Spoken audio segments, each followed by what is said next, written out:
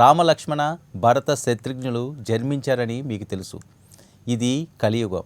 శాస్త్ర సాంకేతిక రంగాలన్నిటిలో దేశం మున్ముందుకు దూసుకుపోతున్న రోజులు. అయినా అప్పటి యాగాన్ని పుక్కిటి పురాణం అని కొట్టి పారేయడానికి వీల్లేదంటున్నారు కొందరు. యుగాల క్రితం నాటి పుత్రకామేష్టి యాగం ఇప్పుడు కూడా చేయవచ్చని అంటున్నారు. అనడమే కాదు, చేసి చూపిస్తున్నారు కూడా.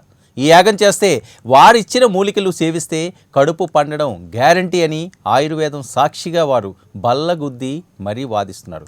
అంతేకాదండోయ్, తాము చేసే యాగం వల్ల, తాము ఇచ్చిన మూలిక వల్ల మీకు ఎవరు కావాలంటే వారు, అంటే పాప కావాలంటే పాప, బాబు కావాలంటే బాబు పుడతారని కూడా సువిజ్ఞాన ఆశ్రమానికి చెందిన డాక్టర్ సత్యవీర్ చెబుతున్నారు. ఇందులో నిజాలేంటి, సైన్స్ దీన్ని ఎలా విశ్లేషిస్తుందనే అంశంపై ఇప్పుడు బిగ్ డిబేట్ కొనసాగుతాం. మనతో పాటుగా డిబేట్లో పాల్గొంటున్నారు ఆచార్య సత్యవీర్ గారు, సువిజ్ఞాన ఆశ్రమ వ్యవస్థాపకులు. మనతో పట్ల స్టూడియోలకు అందుబాటులోకి వచ్చారు. అలాగే టీవీ రావు గారు, జన విజ్ఞాన వేదిక ప్రధాన కార్యదర్శి కూడా మనతో పాటుగా లైవ్లోకి అందుబాటులోకి వచ్చారు. అలాగే టి రమేష్ గారు, ఆయుర్వేద వైద్యులు కూడా మనతో పాటుగా లైవ్లో జాయిన్ అయ్యారు. పద్మావతి గారు, ప్రముఖ గైనకాలజిస్ట్ కూడా మనతో పాటుగా లైవ్లోకి అందుబాటులోకి వచ్చారు. ఇప్పుడున్న పరిస్థితి 20th సెంచరీలో కొనసాగుతున్న ఈ జీవిత ప్రమాణాల్లో ఎప్పుడో త్రేతాయుగంలోటి కాలంలోనో, అంతకు పురాతనమైన కాలంలోనో జరిగిన అంశాలు ఈ రోజుకి మనం కథలుగా చెప్పుకుంటుంటాం, సినిమాల్లో చూస్తుంటాం. సో అప్పుడు అలా జరిగిందట, రామాయణంలో ఇలా జరిగింది, భారతంలో ఇలా జరిగింది, లేకపోతే వేరే పురాణంలో ఈ రకంగా జరిగిందని. కానీ ఆ మూలాలు ఎక్కడి నుంచి వచ్చాయి ఏంటన్నది అది ఎప్పటికీ కూడా ప్రశ్నార్థకమే. ఎందుకంటే సాంకేతిక పరంగా, విజ్ఞానపరంగా, వైద్యపరంగా ఈరోజు ప్రపంచ దేశాలన్నీ కూడా ఎంతో ఎంతో ఎంతో ఎంతో అభివృద్ధి చెందాయి. ఈరోజు చంద్రమండలాలను కూడా మనం శాసించగలిగే స్టేజ్కి మన విజ్ఞానం పెరిగింది. ఇలాంటి టైముల్లో కొన్ని అంశాలు ఇప్పటికీ కూడా వివాదాస్పదంగా, ఆశ్చర్యకరంగా మారుతున్న పరిస్థితులు. దానికి ఎగ్జాంపులే ఈరోజు మరి సువిజ్ఞాన ఆశ్రమం ఆచార్య గారు కూడా మనతో ఉన్నారు. కాబట్టి కొన్ని యాగాలతోటి, కొన్ని మూలికలతోటి ఈరోజు సంతానం కలుగుతుంది. సంతానంలో కూడా మనదే చాయిస్.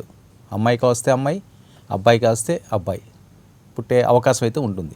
మరి ఏంటి ఆ మూలికల పరిజ్ఞానం ఏంటో, మరి ఇది ఎలా సాధ్యం అవుతుందో, సంతానాలు ఏమి లేని వారికి మరి ఇది ఒక వరమా, ఈ పుత్రకామేష్టి యాగం ఏదైతే ఉన్నదో అది ఈనాటికి కూడా ఇంకా జరుగుతుందా కలియుగంలో అన్నది చర్చిద్దాం.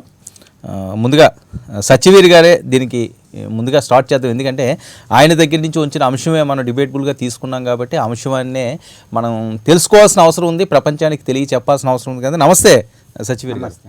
సత్యవీర్ గారు, ఏంటి ఇవన్నీ చూస్తుంటే నేనేదో రామాయణ కాలం నాడు సినిమాలు చూస్తున్నట్లుగా అనిపిస్తున్నది.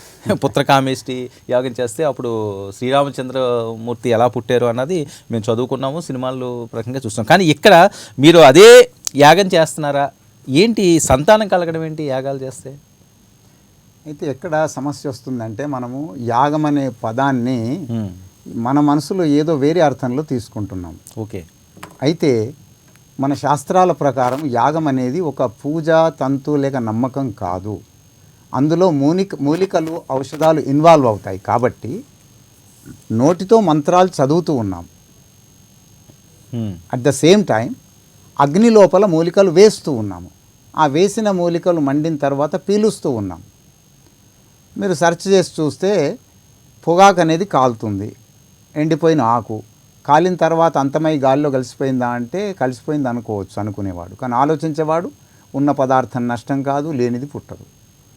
కాబట్టి అదేమవుతుంది, మీరు చూడండి, 4000 పైచిలకు రసాయనాలు వెలువడి అవి అనేక రకాల నష్టం చేస్తుంది, చివరికి క్యాన్సర్ చేస్తుందని ఇప్పుడైతే మనం ఫోటో సైతంగా ప్రింట్ చేస్తున్నాం. అవునా? అంటే ఏమిటి, కాలిన పదార్థము నష్టం కాదు, తన ప్రభావాన్ని చూపిస్తుంది. అలాగే అనేక ఆయుర్వేద ఔషధాలు, మూలికల్ని మనం అందులో వేస్తున్నాం. కాబట్టి అవి పీల్చిన తరువాత మన శరీరంలో వ్యాపించి మన లోపల ఉన్న రుగ్మతల్ని దూరం చేస్తాయి. అవి ఆషామాషిగా ఎక్కడి నుంచో అలా తీసుకొచ్చిన గడ్డి గాదం కాదు సుమ. ఓకే. తరతరాల వరకు ఋషులు, మహర్షులు ఆయుర్వేద విశేషజ్ఞులు వాళ్ళు తేల్చి చెప్పినటువంటి మూలికల ఔషధాలు. రెండవది, మేము కేవలము మంత్రాలు చదివినంత మాత్రమే అవుతుంది అని అనటమే లేదు. ఒక ప్రత్యేకమైన సమయంలో ప్రత్యేకమైన ఔషధాలని సేవించాలి. దాన్ని పుంసవనం అంటాం ఆయుర్వేదంలో. దానివల్ల బాబు లేక పాప జన్మిస్తుందని చెప్పి నేను చెప్పట్లేదు. నేను నాకంటే మొదలు ఎన్నో తరాలు పుట్టే కన్నా మొదలే ఆయుర్వేద శాస్త్రంలో చెప్పి ఉంది. చరకంలో ఉంది, సుశ్రుతంలో ఉంది, అన్నిట్లో ఉన్నాయి. ఏ మూలికలు వాడాలి అవి కూడా నిర్దేశించారు, ఎలా వాడాలి అది కూడా నిర్దేశించారు. అదే పద్ధతిని మేము అవలంబిస్తున్నాం. రెండవది, మరి మంత్రాలు ఎందుకు అని చాలామంది మీరు వింటున్నారు కదా, అన్ని రిపోర్ట్లు నార్మల్గా ఉన్నాయండి, అయినా సంతానం అవ్వట్లేదు. అంటే మనిషి అనేది కేవలము రసము, రక్తం, మాంసం యొక్క ముద్ద మాత్రం కాదు. అందులో మనస్సు ఉంటుంది, ఆత్మ ఉంటుంది, సంస్కారాలు ఉంటాయి, చింత, టెన్షన్, ఫ్రస్ట్రేషన్ అన్నీ ఉంటాయి. సో వాటిని కూడా తగ్గించడం అవసరం. ఎందరో సాఫ్ట్వేర్ వాళ్ళని మేము చూస్తున్నాము, ఎప్పుడెప్పుడు టెన్షన్ స్ట్రెస్ పెరిగిందో స్పర్మ్ కౌంట్ పడిపోతుంది, ఎందరికో షుగర్ వచ్చేసింది, కేవలం స్ట్రెస్ వల్ల. వాళ్ళే చెప్తున్నారండి, అప్పుడు ఇట్లా బాగా విపరీతమైన స్ట్రెస్, దానివల్ల నాకు ఇది వచ్చేసింది, ఇది రకరకాల బీపీ, షుగర్ ఇవి మీకు తెలుసు. అలాంటప్పుడు మరి వాటిని తగ్గించడానికి ఇవి మీరు యాగం అనొచ్చు, ధ్యానం అనొచ్చు, ఇవన్నీ కూడా ఉపకరిస్తాయి. కాబట్టి మనిషి అనేది ఇటు మనస్సు, ఆత్మ, అటు శరీరం యొక్క కలయిక. కాబట్టి అటు శరీరానికి చికిత్స ఔషధాల మూలికల ద్వారా చేయాలి, ఇటు మనస్సుకు మంత్రాలు, జపము, తపం వీటి ద్వారా, ధ్యానం ద్వారా, మెడిటేషన్ ద్వారా చేయాలనేది మా సిద్ధాంతం. ఆ ఆధారంగానే పుత్రకామేష్టి యాగం రూపించబడ్డది. ఇప్పుడు మీరు చేసిన ఈ థెరపీ ఏదైతే ఉందో ఆయుర్వేద మూలికలతోటి మీరు మంత్రాలు చదువుతారో లేకపోతే హోమాలు చేస్తారో, ఒక బెస్ట్ ఎగ్జాంపుల్ చెప్పండి. ఇప్పుడు పేర్లు నేను చెప్పలేను, మీకు కార్యక్రమంలో నంబర్లు ఇచ్చేసాను ఇంతకుముందే. పాల్గొన్న వాళ్ళవి, రిజల్ట్స్ వచ్చిన వాళ్ళవి, వాళ్ళే నేరుగా చెప్తారు. నేను పేర్లా చెప్పలేను, కానీ చాలామంది ఇప్పుడు ప్రీవియస్ కొన్ని సంవత్సరాల నుంచి ప్రతిసారి ఒకరిద్దరు డాక్టర్లు అయితే అలోపతి వాళ్ళు తప్పనిసరి రానే వస్తున్నారు. ఓకే, డాక్టర్లకు కూడా మీరు నార్మల్ రానే వస్తున్నారు. ఏం చేస్తారు, అక్కడ పోయిన తర్వాత తిరిగి 5 సంవత్సరాలు 6 సంవత్సరాలు ఇక్కడ ఇంతకుముందు పటాన్చెరు నుంచి 2 భార్యాభర్తలు డాక్టర్లే 6 IVFలు చేసుకొని వచ్చారు విసిగిపోయి. సో ఇవి ఇప్పుడు ఇక్కడ ఏం దాపెడుతున్నది లేదండి.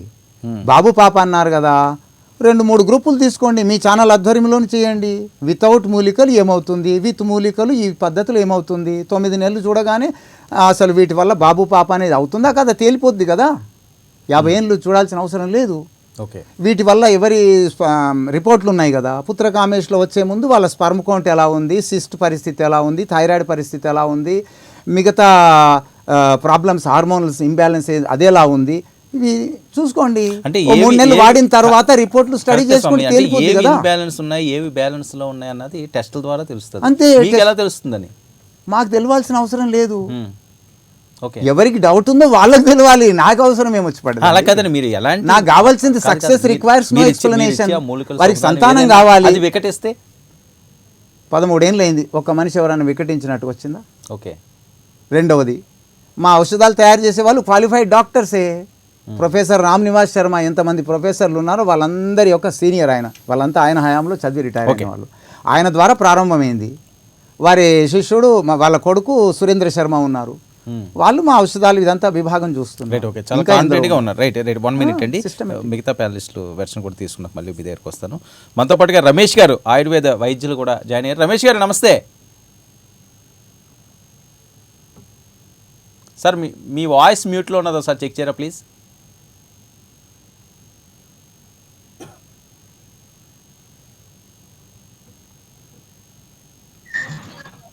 మ్యూట్లో నుంచి తీశాను. Right, okay. రమేష్ గారు మీరు కూడా ఆయుర్వేద సీనియర్ వైద్యులే కాబట్టి ఆయుర్వేదంలో సంతానం కోసం ఎలాంటి థెరపీస్ ఉన్నాయండి, మీరేమి ఇస్తుంటారు జనరల్గా, సక్సెస్ రేట్ ఎంత? యాక్చువల్గా ఆయుర్వేదంలో సంతానం కలగడానికి మెడిసిన్ అనేది పవర్ఫుల్ మెడిసిన్స్ అనేవి చాలా ఉన్నాయండి. యాక్చువల్గా ఏంటంటే డాక్టర్ ప్రిస్క్రిప్షన్ తో చాలా రకాల మెడిసిన్స్ ఉన్నాయి, మూలికా వైద్యంలో మెడిసిన్స్ ఉన్నాయి, ప్రిస్క్రైబ్డ్ ఉన్నాయి, ల్యాబ్ టెస్టెడ్ ఉన్నాయి. కానీ ఆయుర్వేద మూలికా వైద్యంలో సంతానం కలగటానికి అవకాశాలు ఉన్నాయి, కానీ ఆడామగా అని చెప్పడానికైతే నాకు తెలిసి ఎక్కడా లేదండి. గురువుగారు చెప్పినట్టు ఆయుర్వేదంలో పవర్ అయితే ఉంది, కానీ ఆడామగా నిర్ధారించడానికైతే నాకు తెలిసి లేదండి. సార్ వినిపిస్తుందా సార్? మీదే డిస్టర్బెన్స్ ఉన్నట్టున్నది, మళ్ళీ వస్తాను మీ దగ్గరికి. పద్మావతి గారి దగ్గరికి వెళ్తాం. పద్మావతి గారు నమస్తే అండి. నమస్తే అండి. పద్మావతి గారు చూశారు ఆచార్య సత్యవీర్ గారు చెప్పిన మాటలు, అలాగే ఆయుర్వేద వైద్యులు రమేష్ గారు కూడా దీని గురించి ప్రస్తావించారు. ఓకే, మీ ఒపీనియన్ ఏంటండి? స్వామి ఆచార్య గారు చెప్పిన అంశాల్లో ఈరోజు మూలికలతోనూ ఆయుర్వేద మూలికలతోటి యాగం చేస్తే ఏ రకంగా అయితే అవనియండి, అందులో చాలా పవర్ ఉంటుంది. మంత్రాల ద్వారా అవనియండి, లేకపోతే మూలికల ద్వారా అవనియండి, పూర్తి స్థాయిలో సంతానం కలుగుతుంది. డాక్టర్లే ఎన్ని టెస్టులు చేయించుకున్నా సంతానాలేమితో బాధపడే వాళ్ళు ఈయన దగ్గరికి వెళ్ళి సంతానాన్ని కలిగారు. ప్లీజ్. నమస్కారం అండి. ఈ మూలికల విషయం గురించి మాకు ఆయుర్వేదిక్ డాక్టర్స్ కాదు కాబట్టి మాకు అంత జ్ఞానం ఉండదు. కాకపోతే ఇప్పుడు ఈ రోజుల్లో ఈ ఇన్ఫర్టిలిటీ సమస్య అనేది చాలా ఎక్కువగానే చూస్తున్నాం. పూర్వ రోజుల కన్నా కూడా 30% to 40% ఎక్కువగా కనపడుతూ ఉంటుంది మనకి. ఆచార్య గారు చెప్పినట్టు స్ట్రెస్ అవ్వచ్చు, స్పోమ్ కౌంట్. సో మేము వచ్చేసి మా దగ్గర కనుక ఒకవేళ కపుల్ వస్తే కనుక ఆడవారిలో మగవారిలో ఇద్దరిలో కూడా ఏదైనా లోపం ఉండొచ్చండి. యూజువల్ గా పెళ్ళైన మొదటి సంవత్సరంలో దాంపత్య జీవితం కనుక సరిగ్గా సాగితే 85% మంది కన్సీవ్ అయ్యే అవకాశం ఉంది. 95% మంది 2 years లోపల ఏ ప్రాబ్లమ్స్ లేకుండా ఉంటే కన్సీవ్ అయ్యే అవకాశం ఉంది. యూజువల్ గా మా దగ్గరికి అప్రోచ్ అయ్యేది వీళ్ళు ఆఫ్టర్ 1 year యూజువల్ అట్లా అప్రోచ్ అవుతూ ఉంటారండి. సో మేము ఒక ప్రోటోకాల్ ప్రకారము వాళ్ళని ఇన్వెస్టిగేట్ చేయడం జరుగుతూ ఉంటుంది అనమాట. సో అదే ఫీమేల్ ఇన్ఫర్టిలిటీ అయితే వాటి కాజెస్ ఏమున్నాయి, వాళ్ళలో అండం విడుదల తక్కువగా ఉందా, ఏదైనా ఎండోక్రైన్ ప్రాబ్లం ఉందా, థైరాయిడ్ ప్రాబ్లం ఉందా, ఆర్ ఈ మధ్య మన కాలం మనం చూస్తున్నట్టు అధిక ఉబ్బగాయం ఉండటం కానీ, ఆర్ పిసిఓడి ప్రాబ్లం, అండం విడుదల అవ్వకపోవడం కానీ, ఇవన్నీ కూడా మనం చాలా సామాన్యంగా చూస్తూ ఉంటాం. అలానే స్ట్రెస్ వల్ల కూడా ఈ మధ్య కొంచెం హార్మోన్స్ అనేవి కొంచెం దెబ్బతిని అండం విడుదల అవ్వడంలో కూడా కొంచెం ప్రాబ్లం అవుతూ ఉంటుంది. అలానే మెయిల్ పర్సన్స్ లో మనం చూస్తే కనుక యూజువల్ వీర్య కణాలు కానీ, వాళ్ళ కౌంట్ కానీ, లేకపోతే మొటిలిటీ కానీ, ఇవన్నీ కూడా ఒక ప్రోటోకాల్ ప్రకారం చూడడం అనేది జరుగుతూ ఉంటుంది. వివిధ ఇన్వెస్టిగేషన్స్ చేసి మెడికల్ గాను, స్కాన్ వైజ్ గాను, ఆడవారిలో కానీ మగవారిలో కానీ అన్ని ఇన్వెస్టిగేషన్స్ చేసి ఒక కంక్లూజన్ కన్నట్టు వస్తామంటే ఈ లోపం వల్ల వీళ్ళకి సంతానం ఏమి ఉంది, ఈ లోపం వల్ల వీళ్ళకి కలగట్లేదని దాన్ని బట్టి ట్రీట్మెంట్ ఇవ్వడం అనేది జరుగుతూ ఉంటుందండి. అది ముఖ్యంగా మేము ఫాలో అయ్యేది మా ప్రోటోకాల్ ప్రకారం. మెడిసిన్స్ ఎలా ఇవ్వాలి, ఫస్ట్ తక్కువ పవర్ ఉన్న మెడిసిన్స్ ఇస్తాము, మెల్లగా ఎక్కువ పవర్ ఉన్నవి, దాని తర్వాత మెల్లగా ఇంజెక్షన్స్ ఇవ్వడము, అలా అండం విడుదల అవుతుందా లేదా దాన్ని బట్టి స్కాన్ ప్రకారం చూసుకోవడం అనేది మేము మా ప్రోటోకాల్ ప్రకారం మేము చేయడం అనేది జరుగుతుంది. ఒక విషయం నాకు కూడా అదే డౌట్ వచ్చి ఆ డౌట్ నేను ఎక్స్ప్రెస్ చేశాను ఆచార్య గారి దగ్గర. ఇప్పుడు వితౌట్ టెస్ట్లో ఏవి చేయకుండా అసలు ప్రాబ్లం ఎక్కడుందో, వేరే రకంగా ఏదైనా అది నెగిటివ్ అవుతుందేమో అని చెప్పి నేను అన్నాను. మరి ఆయన కూడా దానికి క్లారిటీ ఇవ్వడం జరుగుతున్నది. అలాంటి ఒక్క కేసు అన్నా మాకు చూపి, ఇది సాధ్యం అవుతుందా ఈ కాలంలో? ఈ కాలంలో సాధ్యం అవుతుందని మరి ఆయన చెప్తున్నారు సక్సెస్ అవుతుంది, కానీ మేము మటుకు దాన్ని మటుకు మేము నమ్మము అండి. ఎందుకంటే మా ప్రోటోకాల్ ప్రకారం, మా మెడికల్ దీని ప్రకారమే మేము వెళ్ళడం జరుగుతూ ఉంటుంది. సో బ్లైండ్ గా అట్లా అన్నది it is not possible. Right, okay, 1 minute అండి. ఎందుకంటే టీవీ రావు గారికి దీని మీద బాగా ఎక్కువ గ్రిప్ ఉంది. ఎందుకంటే మంత్రాలకి చింతకాయలు రాలుతాయా అని చెప్పి రెగ్యులర్గా వీళ్ళు ఆగ్రహాన్ని వ్యక్తం చేస్తుంటారు, ఆవేదన వ్యక్తం చేస్తుంటారు. ఇవన్నీ మూఢనమ్మకాలు అని చెప్పి మాట్లాడుతుంటారు. కాబట్టి జన విజ్ఞాన వేదిక టీవీ రావు గారు కూడా మనకి స్టూడియోలో అందుబాటులో. నమస్కారం రావు గారు. నమస్తే అండి. ఆచార్య గారు మాట్లాడిన మాటలు విన్నారు, అలాగే పద్మావతి గారు కొన్ని అంశాలు ప్రస్తావించారు. రమేష్ గారిని మనం పూర్తిగా తీసుకెళ్ళకపోయాం, అందుతో టెక్నికల్ ఇష్యూ ఉన్నట్టున్నది. ఏంటిది మూలికలతో ఆయుర్వేద మూలికలు, వాటితోటి యాగాలు చేస్తే సంతానం కలుగుతుంది. అంతేకాకుండా ఆడ మగ కూడా మనకెవరు కావలిస్తే వాళ్ళు కలిగే అవకాశం ఉంటుంది అని చెప్పి ఆచార్య గారు చాలా కాన్ఫిడెంట్గా చెప్తున్నారు. మీ వెర్షన్ ఏంటి? మనకి డాక్టర్స్ ఇద్దరు చెప్పింది ఒక విషయం అయితే, ఆడామగా డిసైడ్ చేయడం అనేది ఇంతవరకు అయితే ఎస్టాబ్లిష్ కాలేదు. రకరకాల ప్రయోగాలు చేస్తూనే ఉన్నారు. ఇప్పుడు డాక్టర్ మన సత్యవీర్ గారు చెప్పినట్టు ఏ ఫ్యాక్టర్స్ అయితే ఆయన చెప్తున్నారో వాటన్నిటి మీద పరిశోధనలు అయితే జరుగుతున్నాయి, కానీ ఇంతవరకు అయితే ఎస్టాబ్లిష్ కాలేదు. ఇక్కడ ఏంటంటే ప్రాబిలిటీ అనేది చూస్తే మనకి ఆడమగ అనే దానికి 50% ఛాన్సెస్ కాబట్టి దాన్ని ఎటైనా వాడుకునేదానికి అవకాశం ఉంటుంది. ప్రాబిలిటీ ఆ రేంజ్లో ఉన్నప్పుడు అంటే ఆడ మగ లేకపోతే ఇంకో 4 వెరైటీస్ ఉన్నాయనుకోండి, అప్పుడు మళ్ళీ ప్రాబ్లం పెరుగుతుంది. అంటే గ్యారంటీగా అట్లా ఇవ్వగలరా అనేది. కాబట్టి వీటన్నిటికీ ఏంటంటే మనకి మెడికల్ జర్నల్స్లో వచ్చిన విషయాల వరకు ఆడ మగ తేల్చడం అనేది ఇంతవరకు ఎస్టాబ్లిష్ కాలేదు. అది మనం క్లియర్గా చెప్పచ్చు. మగవాడిలో ఉండే XY క్రోమోజోమ్స్ ఆడవాళ్ళలో ఉండే X క్రోమోజోమ్ తో అంటే ఈ Y వెళ్ళి కలవటం Xతో కలవాలి. అది ఎంబ్రియో తయారు చేస్తూ అది మగబిడ్డది అని తీసుకొచ్చి పెట్టినా కూడా మగబిడ్డ కలిగే ఛాన్సెస్ లేవని డాక్టర్స్ జర్నల్స్లో పబ్లిష్ చేసింది. అంటే ఎంబ్రియోని కూడా మేలా ఫిమేలా అని డిసైడ్ చేసి మళ్ళీ పెట్టినప్పుడు కూడా అదే గ్యారంటీ లేదు. అవును. అంటే ఇటువంటి వాటిని 50-50 ప్రాబిలిటీ ఉన్న వాటిని జడ్జ్ చేయడానికి కుదరదు. సైంటిఫిక్ అనాలిసిస్ అన్నప్పుడు మనకి మ్యాక్సిమం రిజల్ట్స్ ఏవైతే కండిషన్స్ ఉండాలో, అంటే ఇప్పుడు ఇక్కడ బర్త్ అనేటప్పటికీ చాలా ఎక్స్ట్రాడినరీ ఎక్విప్మెంట్ ఉండాలి. అంటే అవే కండిషన్స్ని క్రియేట్ చేయడానికి ఒక మనిషి యొక్క సత్యవీర్ గారు అన్నట్టు మెంటల్ టెన్షన్స్ మూలంగా కూడా ప్రాబ్లమ్స్ చాలా పెరుగుతున్నాయి. డెఫినెట్గా పిల్లలు కలకపోవడానికి అదొక కారణం అనేది ఎస్టాబ్లిష్ చేయాలంటే దానికి అన్ని టెన్షన్స్ ఉన్న వాళ్ళకి లేని వాళ్ళకి పరిశోధనలు చేస్తూనే ఉన్నారు. డెఫినెట్గా ఉండొచ్చు. ఎందుకంటే మనిషి ఎప్పుడైతే టెన్షన్స్లో ఉన్నాడో మొత్తం అన్ని ప్రాబ్లమ్స్ వస్తూనే ఉన్నాయి. అది ఇప్పుడు సాఫ్ట్వేర్లో ఉన్న వాళ్ళు కావచ్చు, బిజినెస్ చేసేవాళ్ళు కావచ్చు, ఇంకా చాలా ఫ్యాక్టర్స్ ఉన్నాయి. ఈ ఫ్యాక్టర్స్ అన్నీ చూసినప్పుడు వాళ్ళకి పిల్లలు కలగట్లేదు. ఇక రాను ఇంకా అది పెరుగుతూ ఉంది. ఎందుకు పెరుగుతుంది అనే దానికి కూడా కొన్ని పరిశోధనలు బయటకు వచ్చినాయి. కానీ ఆయుర్వేదిక్ స్టడీస్ అంటే ఇప్పుడు డాక్టర్ రమేష్ గారు చెప్పినట్టు కూడా ఆడమగాకైతే పరిశోధనలు ఏమీ దాన్ని కన్ఫర్మ్ చేయలేదు. మందు ఉండుండొచ్చేమో ఆయుర్వేదంలో, ఒకవేళ అది పనిచేస్తుందేమో అనేది మనం అనుకుంటున్నాం. కానీ ఎస్టాబ్లిష్ చేయడానికి వాళ్ళ పరిశోధనలో ఏది పిల్లలు పుట్టడానికైతే చేసి ఉండొచ్చు. పిల్లలు పుట్టడానికి చాలామందికి 20 సంవత్సరాల తర్వాత కూడా పుడతా ఉన్నారు. రీజన్స్ ఏంటి అంటే వాళ్ళు కంటిన్యూస్గా ట్రై చేసేటప్పుడు అప్పటికి దానికి ఆ కండిషన్స్ అన్నీ కూడా సాటిస్ఫై అయ్యి రావచ్చు. ఇప్పుడు యజ్ఞం చేసేటప్పుడు ఆ పొగలో వచ్చే మాలిక్యూల్స్ మూలంగా వాళ్ళు పీల్చినందుకు వాళ్ళకి అది ఆ పరిస్థితులు కలుగుతున్నాయని చెప్పడం అనేది అది కూడా ఎస్టాబ్లిష్ కావాలి. అది ఊహించుకోవడమే. ఇప్పుడు డాక్టర్ సత్యవీర్ గారు చెప్పేది నిజంగా అందులో వచ్చే ఏ మూలికలైతే మనం బర్న్ చేస్తున్నప్పుడు బయటకు వచ్చిన మూలికలు ఏవైతే ఉన్నాయో మనకి ఆ మూలికలు కాదు మాలిక్యూల్స్ అవి ఏవైతే ఉన్నాయో అవి ఏంటి అనేది కూడా ఎస్టాబ్లిష్ కావాలి. ఇవన్నీ చేసినప్పుడు డాక్టర్ సత్యవీర్ గారు చెప్పేదాన్ని మనం సమర్థించడానికి అవకాశం ఉంది. కానీ ఆడమగ దాని గురించి అయితే డెఫినెట్గా మనకి ఇప్పుడు వరకు చాలా పరిశోధనలు జరుగుతూనే ఉన్నాయి. ఇప్పుడు వరకు ఎస్టాబ్లిష్ కాలేదు. అది మాత్రం డాక్టర్స్ కూడా ఒప్పుకున్నారు.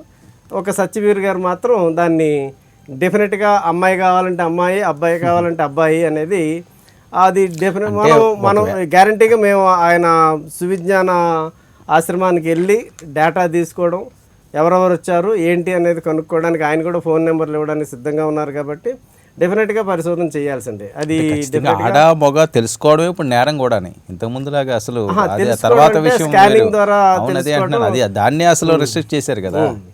అలాంటి పుట్టడానికి అనేది అవునండి, పుట్టడం తర్వాత సంగతి. అసలు అది ఎవరో తెలుసుకోవడానికి కూడా ఇప్పుడు అవకాశం లేని పరిస్థితి. నేరవేది. అవును. కానీ పుట్టడానికి నేను మందిస్తారంటే దాని గురించి గవర్నమెంట్ ఏమి ఆంక్షలు పెట్టలేదు. చెప్తున్నారు మీరు అబ్బాయి పుట్టాలా అమ్మాయి పుట్టాలా అనేది దానికి ఈ రోజుల్లో అబ్బాయి చాలా పెద్ద నేరం అంటే దానికి జైలు శిక్ష కూడా ఉంది. స్కాన్ లో చెప్పకూడదు. అది ఎటువంటి ఇది చాలా పెద్ద నేరం అది అనమాట. మీరే కొద్దిగా జాగ్రత్తగా ఉండాలి, మీరు గైనకాలజిస్ట్ కాబట్టి. ఆ భార్య భర్తలు ఎవరైతే కూర్చున్నారో ప్రాబబ్లీ మనసులో అనుకుని కూర్చుంటే మరి వాళ్ళకి పాజిటివ్ గా అలా వాళ్ళు అనుకున్నట్టు వస్తుందేమో మరి.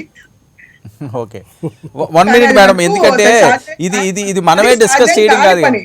ఓకే పద్మావతి గారు, ఇది మనం డిస్కస్ చేయడమే కాకుండా అసలు పబ్లిక్ కాల్స్ ఒపీనియన్ ఏంటో కూడా తెలుసుకునే ప్రయత్నం చేద్దామండి. ఎందుకంటే పబ్లిక్ ఏమనుకుంటున్నారు, మన నలుగురు ఏదో డిస్కస్ చేసి దీన్ని మనం డిసైడ్ అంటే చేయడం కూడా మనకి వర్మ గారు పబ్లిక్ సైన్స్ని డెమోక్రటిక్గా తేల్చడం ఉండదు.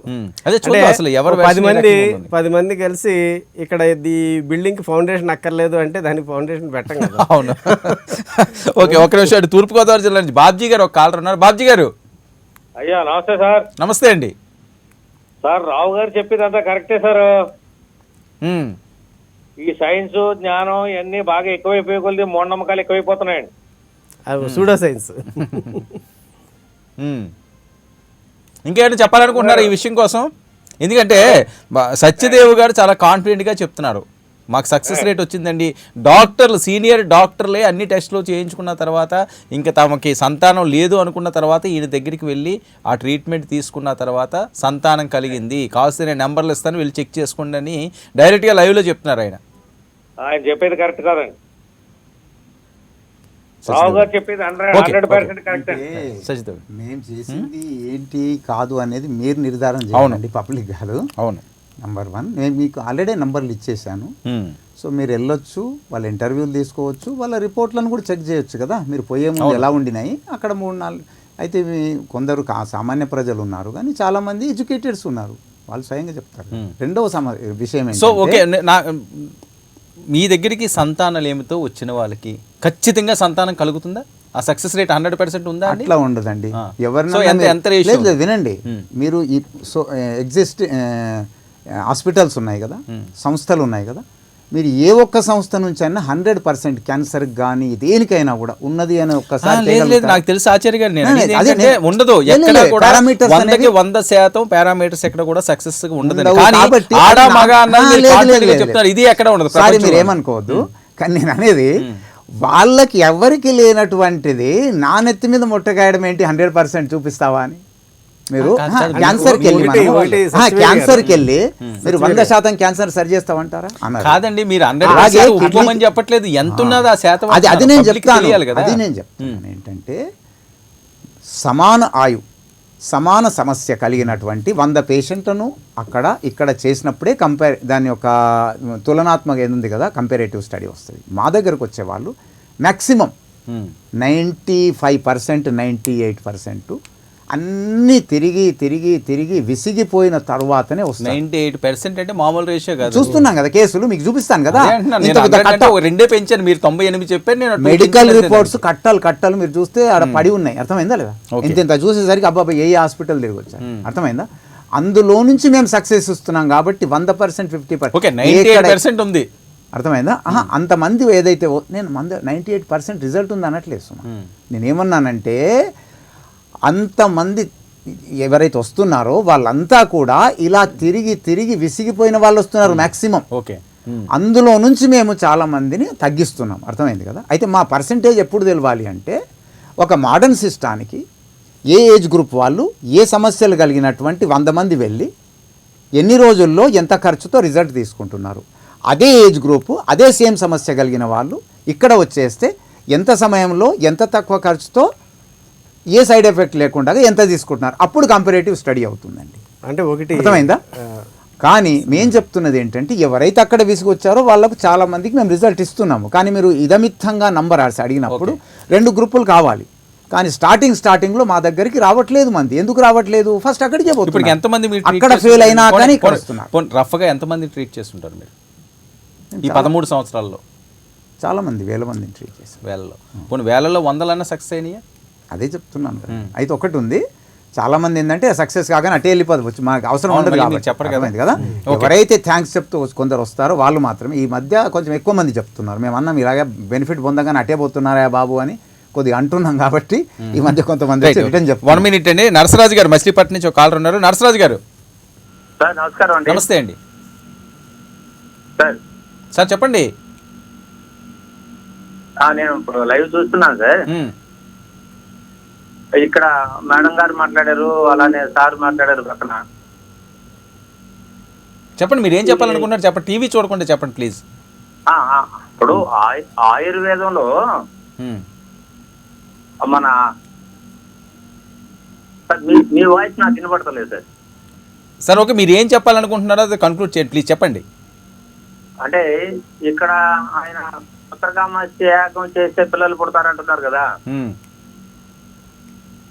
సార్. చెప్పండి. నా వాయిస్ చూడండి, ఆయనకి వెళ్ళలేదట పీసీఆర్.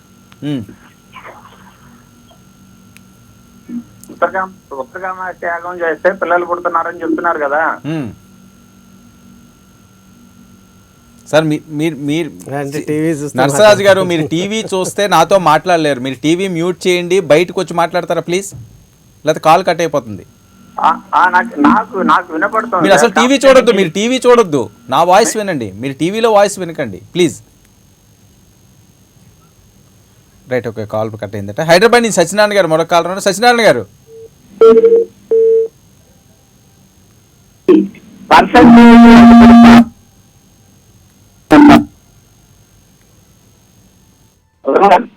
సత్యనారాయణ గారు చెప్పండి. అది ఎందుకంటే ఈ పర్సంటేజ్ అదే ప్రథమ సార్. ఆయుర్వేదిక్ డాక్టర్ అదొక వే, అలోపతిక్ వే, వేరు ఉంటాయి సార్. దీన్ని కంపేర్ చేసి సార్ ఇప్పుడు పొగాకు తింటే క్యాన్సర్ వస్తుంది అని చెప్తారు. ఎన్ని గ్రాములు ఎన్ని రోజులు తింటే ఎంత క్యాన్సర్ సాధ్యం అని చెప్తారు కాల్కులేషన్. వీళ్ళు ఏదైనా 100% ఉందా? వాళ్ళు సెటిలైజ్ చేస్తేనే మీరు ఫెయిల్ ఉంటాయి కానీ మాక్సిమం ఉంటుంది. ఇంకోటి దీనివల్ల అర్థమైన మందులు తిని ఇవన్నీ చేసే వాళ్ళది ఏం లాస్ లేదు కదా. స్వామి చెప్పిన మార్గంలో ఏమైనా ఫిజికల్ గా లాస్ ఉందా?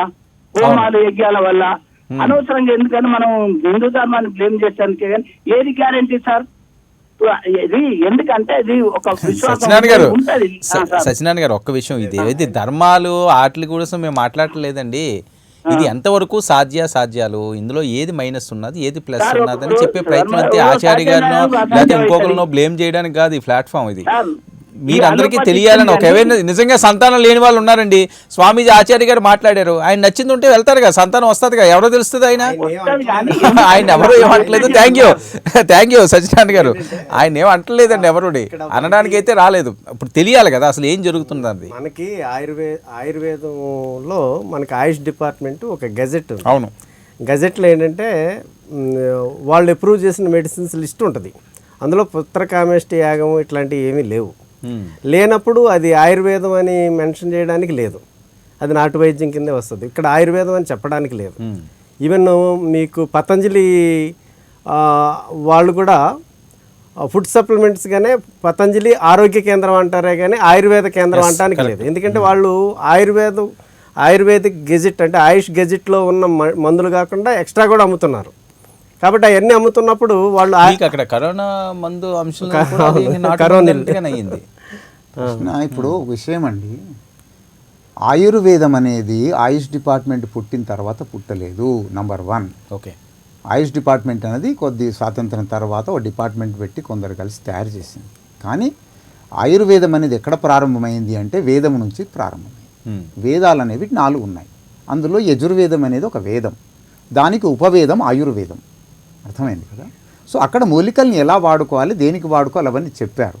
సో ఇప్పుడు ఏదైతే ఆయుర్వేదం నడుస్తూ ఉందో అందులో కొన్ని చాప్టర్లు కొంత భాగం మాత్రమే తీసుకొని చదవడం జరుగుతుంది. అంతెందుకండి, ఇప్పుడు ఎండి చదువుకున్న ఈ ఆయుర్వేద వీళ్ళు ఉన్నారు కదా, వాళ్ళకి ఎన్నో చాప్టర్లు మేము పోయి చదివించి వస్తాము. సూత్రస్థానం చదవరు స్వామి, ఎగ్జామ్కి ఎంత అవసరం గవ్వే ఉంటాయి, ఉండేదే సిలబస్లో తక్కువ, అందులో చదివేది మళ్ళీ తక్కువ. అది అసలు ఆ వీక్గానే ఉండిపోతుంది. చెప్పమంటే ఆ మధ్య చెప్పిన మళ్ళీ టైం లేక వదిలిపెట్టాం. అవన్నీ చాప్టర్లు మేమే కదా చెప్పేది. మూల గ్రంథాలు ఎక్కడున్నాయి ఆయుర్వేదంలో? సంస్కృతంలో ఉన్నాయి. ఏ భాషలో ఉన్నాయి? ఆ సంస్కృతంలో ఉన్నటువంటి విషయాల్ని, వేదాల యొక్క భాగమైన ఆయుర్వేదాన్ని ఎవడు విమర్శ చెప్పాలి? ఇక్కడ ఇప్పుడు బిఏఎంఏ చదివిన అబ్బాయి ఎండి చదివిన తర్వాత వాడిని ఒకసారి పట్టుకుపోయి అరే బాబు దీన్ని ఏమంటారు, దాన్ని వాడికి ఏమీ తెలుస్తుంది. ఇగో ఈ మొక్కని ఇది అంటారు, ఈ మొక్క ఇది అంటారు, దీనిలో నేర్పిస్తాం. అర్థమైంది. సో ఈ qualified, non qualified, certified, non certified అనేవి చట్టాలకు ఉంటాయి. వద్దనట్లేదు, అవి ఉండాల్సినవి ప్రతి దేశానికి. కానీ అది అవుతేనే వాళ్ళు చెప్తేనే అని లేదు. రెండవది బాబు పాప అనే విషయం అంటున్నారు కదా, కొందరి దృష్టికి వస్తుంది, కొందరి దృష్టికి రాకపోవచ్చు. ఆయుర్వేదంలో మన భారతీయ సంస్కారాల్లో పుంసవన సంస్కారం అని ఉంది. దాంతోపాటే ఆయుర్వేదంలో స్పష్టంగా సుశ్రుతం మీరు పేరు విని ఉంటారు, చరకం పేరు విని ఉంటారు. ఈ ఆయుర్వేద గ్రంథాలు ఏవైతే మన డిపార్ట్మెంట్ ఉందో అందులో ఎక్సెప్టెడ్ గ్రంథాలు, అందులోనే ఒక్కటి కాదు 8 రకాల మూలికలు చెప్పారు. ఈ మూలికలు వాడటం వల్ల బాబు పుడతాడు, ఏ సమయంలో పుష్యమి నక్షత్రంలో వాడాలి, ఇవన్నీ డీటెయిల్గా ఉన్నాయి. నేను కాదు, మేము ఎవరు పుట్టక ముందు ఉన్నవి అవి. అదే రాశారు. వాటిని వాడటము ఇంప్లిమెంట్ సత్యవీర్ చేయాలి. గారు. ఇది మన ఆంధ్రప్రదేశ్ ఇక్కడ ఎవరు చేశారంటే మొట్టమొదలు ప్రొఫెసర్ రామ్ నివాస్ శర్మ, అర్థమైంది కదా. ఆయన ఆయుర్వేదిక్ డిపార్ట్మెంట్లోనే అడిషనల్ డైరెక్టర్గా రిటైర్ అయిన వాడు. ఆయన స్టార్ట్ చేశాడు, మేము పుట్టక ముందటి నుంచే. ఇప్పుడు చనిపోయాడు అతను. ఆయన అంటే ఈ ఆధ్వర్యంలోనే నక్షత్రంలో ఔషధాలు అవన్నీ ఆయన ఆధ్వర్యంలోనే ఈ ప్రారంభం నక్షత్రంలో చేశారు. ఈ ఔషధం తీసుకుంటే వీళ్ళు పుడతారు ఇదా? అవి వాడటం ఇప్పుడు 9 నెలలు కదండి. ఇక్కడ నేను ఇప్పుడు 13 నెలల నుంచి డిబేట్లు చేస్తున్నాం. ఒక గ్రూప్ తీసుకొని 9 నెలలు పరీక్ష చేయండి. ఒక గ్రూప్కి ఏమి ఇవ్వకండి. 100 మందిని తీసుకుందాము, ఇంకొక గ్రూప్కి ఈ ఔషధాల మూలికలు ఇద్దాము. రేషియో ఎంత మారుతుందో తెలిసిపోద్ది కదా. అందులో మనకి ఏమి ఒక 50 కోట్లు 100 కోట్ల బడ్జెట్ అక్కర్లేదు, పార్లమెంట్లో అప్రూవల్ అక్కర్లేదు. 1 మినిట్ అండి. హైదరాబాద్ నుంచి మురళి గారు మరొక కాలర్ ఉన్నారు. మురళి గారు నమస్కారం. నమస్తే అండి. ఇది మన జన విజ్ఞాన వేదిక వారు ఉన్నారు కదండి, దీన్ని ఎవరి నమ్మకాలు వాళ్ళే, ఎవరి విశ్వాసాలు వాళ్ళే. ఆయన ఏం విమర్శించట్లేదులేండి. ఇది విమర్శించదు కదండి. ఇప్పుడు హిందువుల మా విశ్వాసం మాది ఉంటది. ఆ హిందువుల దగ్గరకు వస్తాలకే ఈయన పెద్ద టీవీలలో వస్తాడు. ఓకే ఓకే అండి. మురళి గారు ఒక్క విషయం, మురళి గారు ఇక్కడ ఎవ్వరూ కాంట్రవర్సీ చేయట్లేదు, ఆచార్య గారిని ఎవరు కించపరచట్లేదు. అంటే ఒక అవేర్నెస్ తీసుకురావాల్సిన అవసరం ఉంది దీని మీద. ఇది ఏంటి వాస్తవం ఏంటి, ఎలా జరుగుతుంది అన్నది తెలియాల్సిన అవసరం ఉంది. అది ఆ డిబేట్ స్టార్ట్ అయితేనే కదా మీరు ఇప్పుడు మాట్లాడుతున్నారు. ఏంటన్నా తెలియాలి కదా జనాలకి. దానికోసం తీసుకొచ్చింది తప్పించి వేరే అంశం ఏం లేదు. ఇక్కడ కాంట్రవర్సీ లేదు, నేను రానివ్వను. మీరు కూడా కాంట్రవర్సీలోకి వెళ్ళకండి. Thank you. Please TV Rao గారు. ఇక్కడ మనకి మెయిన్ మనకి ఆయుర్వేదిక్ యూనివర్సిటీ ఇక్కడే ఉంది మనకి, మన ఎర్రగడ్డ. అక్కడ పరిశోధనలు చేస్తున్నారు, అందరూ పిహెచ్డీలు కూడా ఇస్తున్నారు. ఇంకా ఇండియాలో చాలా ఉన్నాయి. వాళ్ళందరూ కూడా ఏవైతే ఆయుర్వేదిక్ బుక్స్లో ఉన్నాయో, ఏది మన చెప్పిన వేదాల్లో, వాటన్నిటినీ కూడా చేసుకుంటూ వస్తున్నారు. కొన్ని డిస్కార్డ్ చేస్తున్నారు. మరలా ఓపెన్ చేసుకోవచ్చు ఎవరైనా కూడా. నిజంగా ఇది జరుగుతుంది, ఈ పర్టికులర్ కండిషన్స్ ఉంటే అవన్నీ ఎస్టాబ్లిష్ చేసుకుంటే వస్తుంది అని అనుకున్నప్పుడు మరలా రీసెర్చ్ చేస్తున్నారు. సైన్స్ అయినా అంతే, ఏది మన రెగ్యులర్గా అదర్ ఫీల్డ్స్లో కూడా అదే చేస్తారు. అందరికీ ప్రొసీజర్ ఒకటే ఉంటుంది. దాన్ని ఎస్టాబ్లిష్ చేయడానికి ట్రై చేసిన తర్వాత ఆయుష్ డిపార్ట్మెంట్ అంటే ఆయుష్ అంటే కేవలం ఆయుర్వేదమే కాదు, అవును, యునానీ కూడా అందులో ఉంది, సిద్ధ కూడా ఉంది. అన్నిటి మీద పరిశోధనలు చేస్తూనే ఉన్నారు. వాటిలో ఆ గజెట్ మారుస్తూనే ఉన్నారు. గజెట్లోకి వచ్చింది అంటే ఎస్టాబ్లిష్ అయ్యిందని. ఒకవేళ మళ్ళీ దాని మీద మళ్ళీ పరిశోధనలు చెప్పి ఇది తప్పు అంటే మళ్ళీ తీసేస్తారు. ఇవన్నీ కూడా ఐసీఎంఆర్ అనే అంతే. ఈ మధ్యన కరోనా విషయంలో అలోపతి కూడా చాలా ఫెయిల్ అయింది. కాదని ఎవరన్నారు? అలోపతి ఒక ప్యూర్ సైన్స్ అని వెంటనే చెప్పలేము.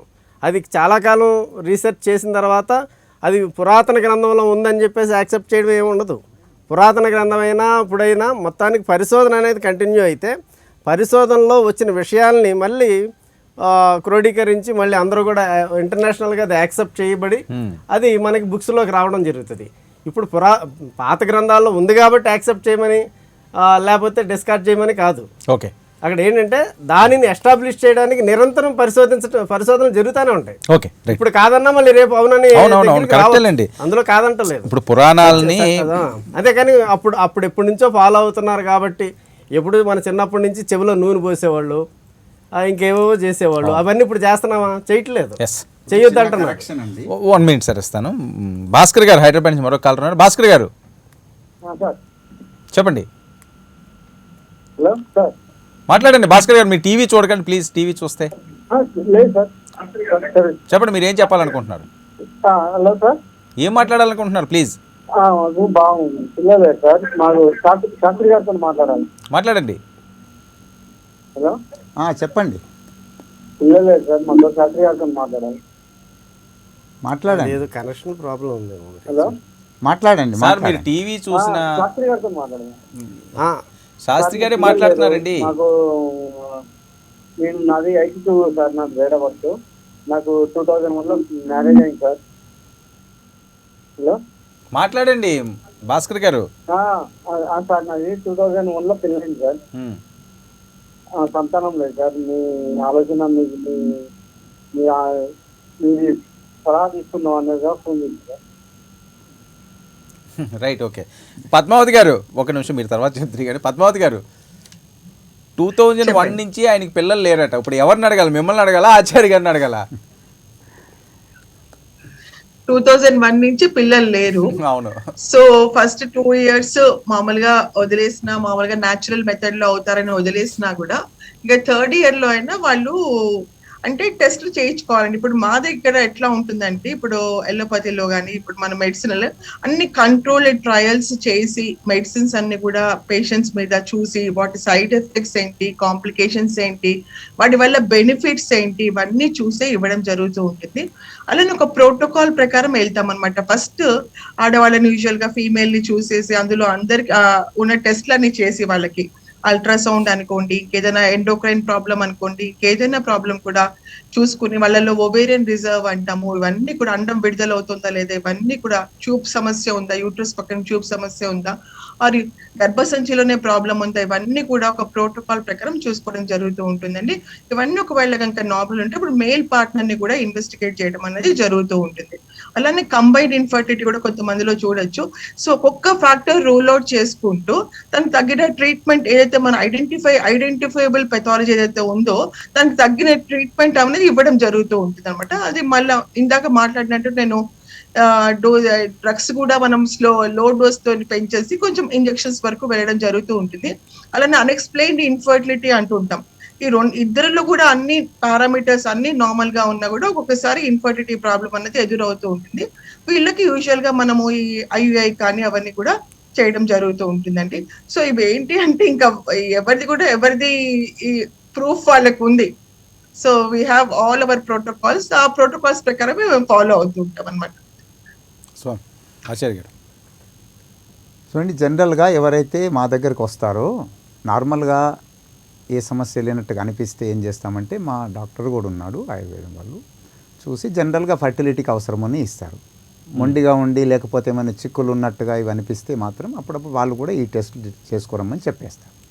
అవి చూసిన తర్వాత మళ్ళీ ఆయుర్వేదంలో ఏ మూలికలు ఏం అవసరం ఉన్నాయో నిర్ధారించి ఇస్తాం. ఒకటి కరెక్షన్ ఏంటంటే, వారు ఏమన్నారంటే ఆయుష్ డిపార్ట్మెంటు మూలికల్ని వాటిని ఏ గ్రంథాల్లో ఉన్నాయో వాటిని మళ్ళీ పరీక్షించి చూసి కొన్నిటిని డిస్కార్డ్ చేస్తారు, తీసేస్తుంటారని. అట్లాంటిది లేదు ఎక్కడ కూడా. ఆయుర్వేద శాస్త్రములు ఏవేవైతే ఉన్నాయో వాటిని మాత్రము మళ్ళీ ప్రయోగాలు చేసి చూస్తుంటారు తప్ప ఇవి తప్పు అని తీసేసినవి అట్లాంటివి ఏవి లేవు. నంబర్ 1. అయితే వాళ్ళు అదేదో తప్పు చెప్పినట్టుగా దాన్ని అవునా కాదా అని నిజ నిర్ధారణ కాదు సుమా ఈ డిపార్ట్మెంట్లు ఏవైతే ఉన్నాయో. కానీ అప్పుడు చెప్పిన విషయాలు ఇప్పటి పరిస్థితుల్లో మళ్ళీ మనం చేయగలమా లేమా ఏం చేస్తాం అది చూస్తారు అంతే. అది కరెక్ట్. డిస్కార్డ్ చేసినవి ఉన్నాయండి. ఎందుకంటే మీకు చూడండి, గ్రంథాలు 2 రకాలు. హెవీ మెటల్స్ యూజ్ చేసిన ఆయుర్వేదిక్ మెడిసిన్స్ కూడా ఉన్నాయి. అట్లా కాదు మీరు వినండి. అందులో వేరు ఉన్నాయండి. సిద్ధ వేరుంది, రసశాస్త్రం వేరుంది. ఆయుర్వేద గ్రంథాల్లో సిద్ధ మన ఈ రసశాస్త్రం అనేది రాదు, అది తర్వాత వచ్చింది. చరక సుశ్రుత ఏవైతే ఉన్నాయో అక్కడ ఈ పాదరసం గంధకం ఇవి రావు. ఇవి నాగార్జునుని తర్వాత వచ్చిన ఏవైతే ఉన్నాయో అది వేరు ఉంది. అది సిద్ధ is different. That does not belong to Ayurveda. మీరు మళ్ళీ ఆయుర్వేద కంటగట్టేసి అనకూడదు. కాబట్టి ఇవి వేరు ఉన్నాయి. దాన్ని డీటెయిల్గా మాట్లాడినప్పుడు అన్వయించు. జనరల్గా ఏమనుకుంటారంటే మంది అన్ని ఆయుర్వేదం నెత్తిన రుద్దేస్తారు. చరకంలో ఎక్కడుంది పాదరసం గంధం గురించి చర్చ లేదు, సుశ్రుతంలో ఎక్కడుంది లేనే లేదు. సో పాదరస గంధకం మందు ఎవరైనా తయారు చేస్తే అది ఇస్తే అది ఆయుర్వేదం అని దాని మీద బ్లేమ్ చేయడం తప్పు కదా. నంబర్ 1. నంబర్ 2, ఇంకా చేసే వాళ్ళు ఎట్లా ఉన్నారంటే కొన్ని ఫార్మసీలు ఉన్నాయి. శాస్త్రంలో ఒక మందు తయారు చేయడానికి ఒక విధానం చెప్పారు. ఆ విధానం ప్రకారం చేయకుండా ఆ విధి విధానాలను వదిలేసి కమర్షియల్గా చేసేసి అది రిజల్ట్ రాకపోయేసరికి ఆయుర్వేదాన్ని తిట్టడం అది తప్పు. ఇప్పుడు సుశ్రుతంలో ఆయుర్వేదం ఏం చెప్పారు? ఆ సర్జరీ ఇప్పుడు చేస్తున్నారా చెప్పండి. సబ్జెక్ట్ డివియేట్ అవుతున్నారు. అదే కదా నేను అనేది. సర్జరీ ఇప్పుడు చేస్తున్నారా లేదా? సర్జరీ ఉంది కానీ ఆ సర్జరీ ఇప్పుడు చేస్తున్నారా, చేయొచ్చా, ఎలా చేస్తారా? చెప్పిన విషయాలు తప్పని తేలుతున్నాయి. Different subject. ఆయుర్వేదంలో చెప్పినటువంటి ఏదైతే సర్జరీస్ అవన్నీ ఇప్పుడు ఇది 2 డిఫరెంట్ సబ్జెక్ట్స్. ఒకదానికోటి మామిడికాయను అరటి పండుతో పోల్చొద్దు. అదే ఇది జరుగుతున్నాయా లేదా జరిగితే జరుగుతున్నాయి. ఆయుష్ గెజెట్ ఉందా లేదా ఫస్ట్ అది చెప్పండి. ఆయుష్ అనేది ఒక ఆయుష్ అనేది గెజెట్ ఉంది, దాంట్లో మెడిసిన్స్ మెన్షన్ చేశారా లేదా? మెన్షన్ చేస్తారు. పతంజలి వాళ్ళు లేదు అన్నది అక్కడ. వినండి, నేను ఒక ఎగ్జాంపుల్ చెప్తాను. మెమరీ ఉందా? జ్ఞాపక శక్తి కొరకు చరకం లోపల ఒక శ్లోకం లోపల 4 మూలికలు చెప్పారు. మండూక పరిణ్యా స్వరసహ ప్రయోజ్య అంటే సరస్వతి ఆకు ఉంది కదా, దాని రసాన్ని వాడమన్నారు. క్షీరేణ యష్టి మధుకస్య చూర్ణం, పాలతో అతిమధురం చూర్ణాన్ని వాడమన్నారు. రసోగుడుచ్యాస్తు సమూల పుష్ప్య, ఇది శ్లోకం, తిప్పతీగ యొక్క సమూలంగా ఉన్న దాని రసాన్ని వాడమన్నారు. 4వ ముక్క మేధ్యా విశేషేణ చ శంఖపుష్పి, శంఖపుష్పిని 4 ఒక శ్లోకంలో. ఆ శ్లోకంలోని ఒక్క ముక్క మీద బహుశా మూర్తి గారు అనుకుంటా పేరు కనుక ఇది కాకపోతే ఆయన ఎండి సబ్జెక్టుగా తీసుకొని ఏది పాలతో అతిమధురం చూడడం అని దాని మీద చేశారు, ఎండి చేశారు, అవన్నీ నిర్ధారించారు. దాని మీద విశ్లేషణ చేశాడు కాబట్టి అది సరైంది.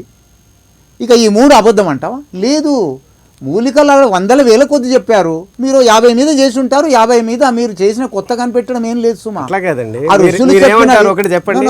అందులో ఉన్నాయన్నీ కూడా చేయొచ్చు అంటారా? అదే చెప్పండి. ఇప్పుడు అక్కడ ఒక 1000 మూలికల గురించి చెప్తే ఒక 50 మూలికల మీద వీళ్ళు మళ్ళీ చేసి ఉంటారు, వాళ్ళు కనిపెట్టలేదు. అది కూడా మీరు ఒకసారి వినండి సుమా, రిపీట్ చేసి చెప్తున్నాను 100 సార్లు 1000 సార్లు. ఏమిటి కనిపెట్టింది? ఏమీ లేదు. It is not searched, it రీసర్చ్డ్.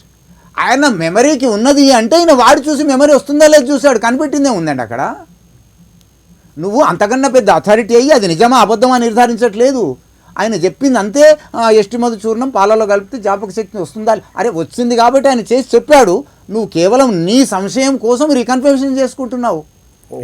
So ఇది ఒక పెద్ద అథారిటీ అని ఆత్రేయ మహర్షి నిజం చెప్పాడా అబద్ధం చెప్పాడా అని ఈయన అంతకంటే ఎక్కువ జ్ఞాని అయ్యి దాని పరీక్ష చేసి చెప్పి సర్టిఫికెట్ అంటే ఇప్పుడు అది కాదండి. ఇట్ ఇస్ నేను ఒకటి ఎగ్జాంపుల్ చెప్తా సార్. ఐన్స్టీన్ కంటే ముందే న్యూటన్ వచ్చాడు. న్యూటన్ చెప్పిన దాన్ని ఖండించడం అంటే దానికంటే ఇంప్రూవ్మెంట్ ఐన్స్టీన్ చెప్పినందుకు అంతటి వాడినే ఖండిస్తామని ఉండదు. ఎప్పటికప్పుడు అలోపతిలో కూడా ఆయుర్వేదంలో లాగానే అలోపతిలో కూడా అంతకుముందు బ్రూఫెన్ వాడండి అంటే బ్రూఫెన్ తర్వాత దాన్ని వద్దు అని చెప్పడం, దానివల్ల వచ్చే నష్టాలు ఏంటో చెప్పడం జరిగింది. కరోనా టైంలో కంపేర్ చేయొద్దు. ఎందుకు కాదండి, మూలికలు ఏంటి, ఏమైనా అద్భుతాలు ఉన్నాయా? గుణతత్వాలు కలిగి ఉన్నాయి, అందుకోసమే మీరు మూలికలు కాంట్రా ఇండికేషన్ ఉంటది. పసుపెంబడి మీరు తులసెంబడి మూలికలు ఎక్కడి నుంచి వచ్చినాయి లోపల వినండి. ఒక 1000 మూలికలు ఉంటే ఒక 10 మూలికలు అలాంటి 999 కాదు అంటగట్టలేరు. మీరు అలా చెప్పొద్దు. ఒకవేళ 100 డ్రగ్స్ లోపల మీకు 99 డ్రగ్స్ మూలికల లోపల మీరు అలా అంటగట్టలేరు. డ్రగ్స్ కూడా మూలికలు ఉంటాయి. పద్మావతి గారు ఒక నిమిషం పద్మావతి గారు వీడియో చెప్తున్నారు. ఏదైనా కూడా డ్రగ్ కానీ మూలిక రూపంలో కానీ మన బాడీలోకి వెళ్ళినప్పుడు అది మెటబలైజ్ అవ్వాలి. కరెక్ట్ అండి? కరెక్ట్ కాదు, ఎన్నో సైంటిఫిక్ ఎవిడెన్స్ ఉంది దానికి. లివర్ లో గానీ కిడ్నీ ద్వారా గానీ టాక్సిన్స్ మనకి యూరిన్ లో గానీ ఇట్లా బయటకు వస్తుంటాయి లివర్ లో నుంచి. సో ఈ మూలికలకి ఏం మెటబలైట్స్ మన బాడీలో ఫామ్ అవుతున్నాయి, whether they are harmful metabolites or అదన్నీ మనకి సరిగ్గా వాళ్ళు నిర్ధారించగలిగితే అప్పుడు ఆ డ్రగ్స్ గురించి మనం మాట్లాడుకోవచ్చు. అంటే ఇక్కడ మనము ఎవరిని విమర్శించాలి, చెప్పేది ఏంటంటే ఏ పారామీటర్స్ ఏవైతే అలోపతికి ఇంప్లిమెంట్ అవుతున్నాయో అవే పారామీటర్స్ తెచ్చి ఆయుర్వేదానికి మనము అంటగట్టలేము. అర్థమైంది కదా? కొన్ని యూనివర్సల్ గా అప్లై అవుతాయి. కొన్ని యూనివర్సల్ గా అప్లై అయ్యే ఉంటాయి, కొన్ని కావు. కానీ మీరు అన్ని అప్లై అయితే ఎందుకు కాదండి, నేను అనేది మీరు కన్వీనియంట్ గా మీరు పక్కన పెట్టిన డ్రగ్స్ ఎక్కడి నుంచి వచ్చినాయి చెప్పండి? అది నేచర్ లో ఉన్నాయి కదా. మీకు ఒకటి చెప్తానండి, నేను పాదరసము, గంధకము, సల్ఫర్ ఇవన్నీ ఉన్నాయో వాటిని నేను తులసి కంటగట్టి, పసుపు కంటగట్టి, జీలకర్ర కంటగట్టి, అబ్బా వంటశాలలో ఉన్న పసుపు కొంప ముంచేస్తుందిరా బాబు, జీలకర్ర ముంచేస్తుంది అంటే ఏమన్నా మీనింగ్ ఉంటుందా? అట్లా కాదు, నేను చెప్పేది ఏనండి. ఎవైతే ఒక పబ్లిక్ కాల్ తీసుకుంటూ వస్తాను. విష్ణుమూర్తి గారు హైదరాబాద్ నుంచి. కృష్ణమూర్తి గారు నమస్తే అండి. నమస్తే అండి. డిబేట్లో పాల్గొన్న అందరికీ నమస్కారం అండి. కొద్ది వాల్యూమ్ పెంచండి. మేడం గారు చాలా చక్కగా వారి అలోపతిలో లేదా వారు చదువుకున్న దాంట్లో వాళ్ళ స్కోప్ ఏంటో చాలా చక్కగా చాలా సింపుల్ గా చెప్పి తప్పుకున్నారు. చాలా బాగా మాట్లాడారు. ఇక ఈ యాక్చువల్ గా మన సాంప్రదాయంలో 5000 సంవత్సరాల నుంచి మనిషి ఈ వరకు బతుకుంటూ వచ్చాడంటే ఎవరండి కాపాడింది? సాంప్రదాయంలో చాలా విషయాలు ఉన్నాయి. వాటి మీరు మనిషి శాస్త్రీయత ఏంటో 1960లో వాళ్ళు శాస్త్రీయత ఏంటో చూడాలి. ఆ స్వామీజీ గారు విషయం చెప్పారు. దాన్ని రీసెర్చ్ చేసే ఓపెన్ మైండ్, బ్రాడ్ మైండ్ తో ఉండాలి. ఏ ప్రభుత్వాలు ఎన్ని డబ్బులు ఖర్చు పెడుతున్నాయండి సాంప్రదాయ వైద్య విధానాలు ఇట్లా? ఎందుకు ఖర్చు పెట్టట్లేదు? సాంప్రదాయంలో ఉన్నట్టు ఎన్నో విషయాలు, ఈ ఒక్క విషయం కాదు, ఎన్నో విషయాలు ఉన్నాయి శాస్త్రీయంగా నిరూపించాల్సిన బాధ్యత అవుతుందో ఈ రోజు సోకాల్డ్ సైంటిస్టులు అని చెప్పుకునే వాళ్ళు, అలోపతి వైద్యులు వాళ్ళు చెప్పుకోవాలి. ఈ రోజు హోమియోపతి, ఆయుర్వేదం, ఎంతో మంది వాడుతున్నారు. ఎందుకు వాడుతున్నారు? జనం ఎందుకు ఆదరిస్తున్నారు? వాళ్ళు స్కోప్ చెప్పకపోయినా మా దగ్గర తగ్గే అవకాశాలు మేము కరెక్ట్ గా చెప్పలేము అన్నప్పుడు కూడా వాళ్ళు ఎందుకు పోతున్నారు? People want alternative system of medicine. They are not satisfied. Allopathy వైద్య విధానము, మోడర్న్ వైద్య విధానము ప్రజలకు కావాల్సినటువంటి ఏది కూడా సమకూర్చలేకపోతుందనే విషయాన్ని ఒప్పుకుంటున్నారు. మేడం కూడా చాలా చక్కగా మాట్లాడండి. వాళ్ళ స్కోప్ ఏంటో చెప్పింది అంతే. ఏ డాక్టర్ అయినా వాళ్ళ స్కోప్ వరకే చెప్పగలరు కానీ మిగతా వాటి గురించి కామెంట్ చేయలేరు. అది చేయడం కూడా కరెక్ట్ కాదు. మా జన విజ్ఞాన వేదిక మాట్లాడడం అంటే జనరల్ ఇష్యూస్ని చెప్తాం. ఇక్కడ మీరు చెప్పేది ఏదైతే పరిశోధనల గురించి మాట్లాడేటప్పుడు ఎప్పుడైనా కూడా సైన్స్ అనేది అందరికీ అప్లై అవుతుంది. మీకు ఈ అందరూ ప్రజలందరూ యాక్సెప్ట్ చేస్తున్నారు కాబట్టి అది కరెక్ట్ అనే దానికి సైన్స్కి ఉండదు. ఎందుకంటే మీరు ఇప్పుడు షిరిడీ సాయిబాబా దగ్గరికి అందరూ వెళ్తున్నారంటే యాదాద్రిలో నరసింహస్వామి లేనట్టనేం కాదు కదా. కాబట్టి అందరూ వెళ్తేనే అక్కడ దేవుడు ఉన్నాడు. తిరుపతి వెంకటేశ్వర స్వామి గుడికి వెళ్తే ఇక్కడ హైదరాబాద్లో ఉన్న వెంకటేశ్వర స్వామి గుడి దగ్గర దేవుడు లేడని కాదు కదా. ఇట్లా ఉండదు సైన్స్. డెమోక్రసీ తోటి సైన్స్ ఉండదు. సైన్స్ అనేది పరిశోధన, దానికి ఉన్న గైడ్లైన్స్ ఉంటాయి. ఆ గైడ్లైన్స్ ప్రకారం అది వచ్చిందా లేదా, ఆ రిజల్ట్స్ ఏవైతే కండిషన్స్ చెప్పామో ఆ కండిషన్స్కి ఎస్టాబ్లిష్ అయ్యిందా లేదా చూడటం అనేది అది ఆయుర్వేదం అయినా, యునానీ అయినా, అలోపతి అయినా ఒకటే. ఈ కరోనా టైంలో అలోపతిని కూడా తిట్టాల్సి వచ్చింది. ఎందుకని అలోపతిని ఎందుకు తిట్టాల్సి వచ్చింది? అలోపతి ఒక ఐవర్మెక్టాల్ పనిచేస్తుంది అన్నారు, రెమ్డెసివిర్ పనిచేస్తుంది అన్నారు, లక్షల కోట్ల రూపాయల వ్యాపారం జరిగిపోయింది, తర్వాత పని చేయట్లేదు అన్నారు. ఇవన్నీ కూడా ఏంటంటే అది అలోపతి అయినా విమర్శిస్తాం, ఆయుర్వేదం అయినా విమర్శిస్తాం, యునానీ అయినా ఎవరిదైనా సరే. అది సైన్స్కి సంబంధించి మాట్లాడడానికి, దాన్ని విమర్శిస్తేనే దాని యొక్క విషయం బయటకు వస్తుంది. ఇక్కడ ఏంటంటే పురాతన గ్రంథాలు రాసినాయి కాబట్టి కరెక్ట్ అనడానికి లేదు. ఇక్కడ డ్రగ్స్ తయారు చేసినా, ఏ మెడిసిన్ తయారు చేసినా అవి కూడా మూలికల నుంచి వచ్చినవే. మూలికలు, పువ్వులు, ఆకులు, వేర్లు వీటి నుంచి తీసుకొచ్చినవే అవి కూడా. కాకపోతే రిఫైన్ చేస్తారు. ఏ కెమికల్ అయితే ఉపయోగమో అంతవరకే. మూలికల్లో ఏమవుతుందంటే దానికి అనవసరమైన రా మెటీరియల్ కూడా పక్కన ఉంటుంది, అది హాని చేస్తుంది కాబట్టి దాన్ని తీసేస్తారు. అది తీసేసి శుభ్రంగా తయారు చేసి ఏది అవసరమో దానినే ట్యాబ్లెట్స్ రూపంలో తయారు చేస్తారు. మూలికల విషయంలో ఈవెన్ సింకోనా మీరు బెరడు తీసుకోండి, సింకోనా బెరడులో మనకు కావాల్సింది తీస్తున్నారు, మిగతా రా మెటీరియల్ అంతా పక్కకు పెట్టేస్తారు. అది నమిలితే చాలంటే దానివల్ల సైడ్ ఎఫెక్ట్స్ వచ్చినాయి. సైడ్ ఎఫెక్ట్స్ వస్తాయి, మూలికలతో సైడ్ ఎఫెక్ట్స్ ఉన్నాయి కాబట్టి అది ఎస్టాబ్లిష్ అయింది కాబట్టి ఆయుష్ గెజెట్లో కూడా ఆ మందులన్నీ కూడా లిస్ట్ అవుట్ అవ్వలేదు. అందుకని ఇవన్నీ గమనించకుండా పురాతన గ్రంథాల్లో ఉందని, పురాతన గ్రంథాల్లో సైన్స్ కూడా చాలా విషయాల్లో మార్పు చెందుతూనే వస్తుంది, డెవలప్ అవుతూనే వస్తుంది. కొత్త దానికి దాన్ని ఇప్పుడున్న ఎక్విప్మెంట్ ఏదైతే లేటెస్ట్ ఎక్విప్మెంట్తో ఇంకా సూక్ష్మంగా చూడగలుగుతున్నాం కాబట్టి ఏమవుతుంది అని చెప్పగలుగుతున్నాం కాబట్టి పాత వాటిని కూడా డిస్కార్డ్ చేసేది అలోపతిలో కూడా ఉంది. అలాంటి ఎన్నో మందులు ఉన్నాయి. అది అలోపతి అయినా, ఆయుర్వేదం అయినా మనం ఏంటంటే మన మతానికి సంబంధించిందని భుజాన్ని వేసుకోవడం కాదు. ఏ మతందైనా సరే అది కరెక్ట్గా ఉందా లేదా దాన్ని బట్టి ఉంటుంది, కానీ సైన్స్కి మతంతో సంబంధం లేదు. అది గుర్తుంచుకోవాలి ఫస్ట్. సార్ మన కరోనా వచ్చింది మతాలు పెట్టి వచ్చిందా లేదా కులాలు పెట్టి వచ్చిందా? ఎవరైనా సరే వాళ్ళు మాట్లాడుకోవాలి ఏదైనప్పటికీ. అయితే ఒక విషయం అండి, వారు మాట్లాడింది ఇప్పటి వరకు మాట్లాడింది కూడా తప్పనట్లేదు నేను, కానీ ఒకటి రాంగ్ కంపారిజన్ చేశారు. యాక్టివ్ ప్రిన్సిపల్ మూలికల్లో నుంచి యాక్టివ్ ప్రిన్సిపల్ తీసి వాడిన తర్వాత తప్పు అయినది ఏదైతే ఉందో దాన్ని కంపారిజన్ చేశారు. ఒకటి నంబర్ 1 చెప్పండి. యాక్టివ్ ప్రిన్సిపల్ అంటే ఏంటి? నేను ఇప్పుడు మన చర్చ అంటే మనం కూర్చున్న తర్వాత చేద్దాం. చెప్పాలి కదా, అందులో ఏది ఎక్కువ ప్రభావాన్ని చూపించే తత్వం ఉందో దాన్ని వేరు చేస్తారు. అది అలోపతిక్ సిస్టమ్. అది ఆ అలోపతిక్ సిస్టమే రాంగ్ అని కదా మేము మొత్తుకుంటుంది. అయితే ఆ అలోపతిక్ సిస్టమ్ లో చేసిన తప్పు వల్ల వచ్చిన అల్లోపతిక్ మూలికను అల్లోపతిక్ సిస్టంలో కన్వర్ట్ చేసిన తర్వాత వచ్చిన సైడ్ ఎఫెక్ట్ను మూలికల తప్పు అని చెప్పి రుద్దడం అనేది ఇది ఎగ్జాక్ట్లీ తప్పు, చాలా పెద్ద పొరపాటు. ఆయుర్వేదం యొక్క మూలికల్ని ఆయుర్వేద పద్ధతులు ఎలా వాడతారో అలా వాడిన తర్వాత తప్పు వస్తే మూలికలు తప్పు అనాలి, కానీ అలోపతిక్ సిస్టంలో వాడి తప్పు వస్తే మూలిక తప్పు అని అదే ఎవరున్నారండి ఇప్పుడు? అది మీరు కంపేర్ చేసేదే తప్పు. అలా అలా అలోపతి డాక్టర్ అయినా దాని ప్రోటోకాల్ ఉంటుంది, మీకైనా ప్రోటోకాల్ ఉంటుంది. నేను అనేది మీరు జనాలు చేసే ఏమన్నారంటే, రెండవది అలోపతిలో అయితే దాన్ని ప్యూరిఫై చేస్తారు, అది చేస్తారు, దాన్ని ఇవి చేస్తారని మాట్లాడారు. వాళ్ళ సిస్టమ్ ఏముంది మాకు అనవసరం. మాకేం చెప్పేదంటే ఆయుర్వేదంలో చెప్పిన విధానం ఏదైతే ఉందో హార్మ్లెస్ పద్ధతి ఉంది, అవి వాడినంత వరకు ఎప్పుడు ఎవరికి హామ్ కాలేదు. ఆయుర్వేదంలో అసలు హామే జరగదనేది గ్యారంటీ ఇస్తారా? ఛాలెంజ్ చేద్దాం, మీరు ఛాలెంజ్ చేద్దాం. మాట్లాడలేదు, ఆయుర్వేదం హామ్ చేయదనేది మీరు చెప్పారు కదా, స్టేట్మెంట్ చెప్పారుగా, ఆర్మ్ చేయదు అన్నారు. ఆయుర్వేదం ఆర్మ్ చేయదు అన్నారు. అలోపతి అయినా అలోపతి ప్రతి మెడిసిన్ కి మీకు ఏదైనా కూడా ఒప్పుకోగలరా?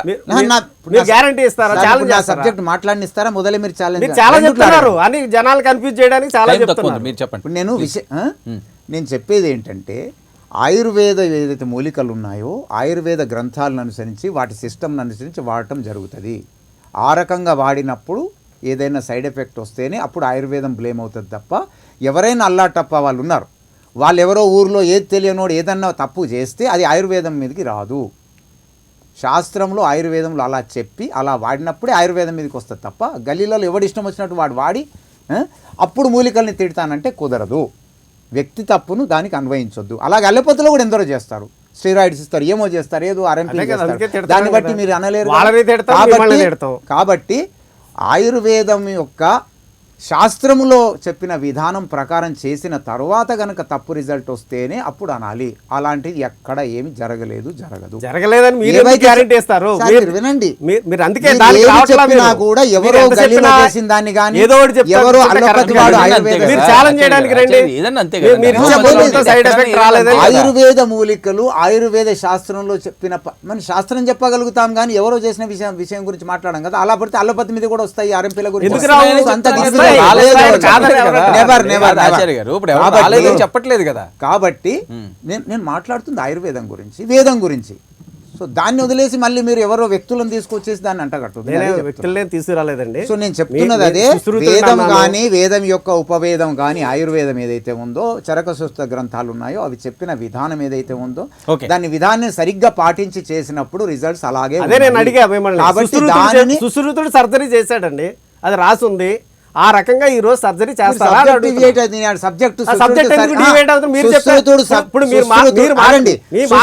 సర్జరీ చేశారా లేదా కదా, ఇవాళ సబ్జెక్టు సుశ్రుతుడు సర్జరీ చేశాడా లేదా, మీరు చేస్తున్నారా లేదా అనే సబ్జెక్ట్, లేకపోతే ఫర్టిలిటీకి ఆయుర్వేదం సహకరిస్తుంది.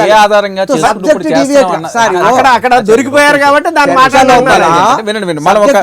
ఎంతసేపు మనం మాట్లాడుకుంది ఒక ఆధారం ద్వారా ఈ రోజు ఫర్టిలిటీకి ఆయుర్వేదం సహకరిస్తుందా లేదా, మీరు చేసే ట్రీట్మెంట్ ఏంటి గ్రంథాల్లో ఉన్నదేనా, ఒక ఆధారం పుస్తక రూపంలో ఉన్నదేనా? మరి అది కూడా ఆయన చెప్పింది అదే కదా, సర్జరీ చేస్తున్నారా లేదా మన సబ్జెక్ట్ కాదు కదా. చెప్పలేకంలో చెప్పినటువంటి సర్జరీ వాళ్ళ ఇంప్లిమెంట్ అవుతుందా లేదా సబ్జెక్ట్ పెట్టండి, ఇంకో డిబేట్ దాని మీద చేద్దాం. కానీ ఈ పెండా బెల్లం ఒక్కటి అక్కడ దగ్గర లాక్కొచ్చి ఇక్కడ తీసుకొచ్చి అది చెప్పలేక మరి ఇప్పుడు దాకా అన్ని మాట్లాడారు కదా, అది ఎందుకు మాట్లాడారు? నాట్ కంపేర్, అది దొరికిపోయారు కాబట్టి మాట్లాడలేదు. Banana you can not compare. మీరే మెన్షన్ చేశారు, సుశ్రుతుడు అన్నారు, వాళ్ళు రాసిన గ్రంథాలు ఫాలో అవుతున్నాం అన్నారు. సుశ్రుతుడు సర్జరీ ఇప్పుడు ఫాలో అవుతున్నారా అన్నాను. ఏదైనా కూడా ఫాలో అవ్వగలిగేదే ఫాలో అవుతాం. ఏదైతే సిస్టమ్ ప్రకారం వాడమంటున్నాయో ఆ రకంగా అన్నాను నేను తప్ప, సుశ్రుతుడు సర్జరీ చేశాడు నేను సువిజ్ఞాన ఆసనం సర్జరీ చేస్తున్నాను చెప్పలేదు. మీరు నా అన్ని మీరు మా నెత్తిన వేదాల్లో చెప్పినవన్నీ కూడా ఇప్పటికి వ్యాలిడ్ అంటున్నారు కదా, ఇప్పటికి వ్యాలిడ్ అంటున్నారా లేదా? మీరు మనిషి ఏం చేస్తాడు, విషయాన్ని తొవ్వ మళ్ళించేస్తే అసలు విషయం మరుగునపడాలనేది ప్లాన్. మీరు మళ్ళీ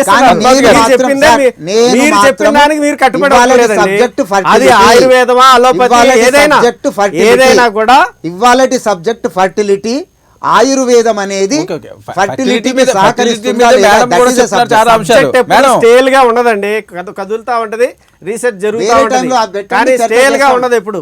కానీ ఇవాళ మీరు ఏదో సబ్జెక్ట్ తెచ్చి ఓకే, దాన్ని ఓకే, రైట్. డివియేట్ చేయలేరు. పద్మావతి గారు, ఈ ఫర్టిలిటీ దాని గురించి నేను చెప్పదలుచుకుంది ఏంటంటే, కొంచెము ఈ రోజుల్లో మనం ఎక్కువ చూస్తున్నాం కాబట్టి స్ట్రెస్ లెవెల్స్ కూడా తగ్గించుకోవాలి. తర్వాత ఆచార్య గారు అన్నట్టు ఆయన చాలా మందికి యాగం చేయించారు అవన్నీ అన్నారు కదా.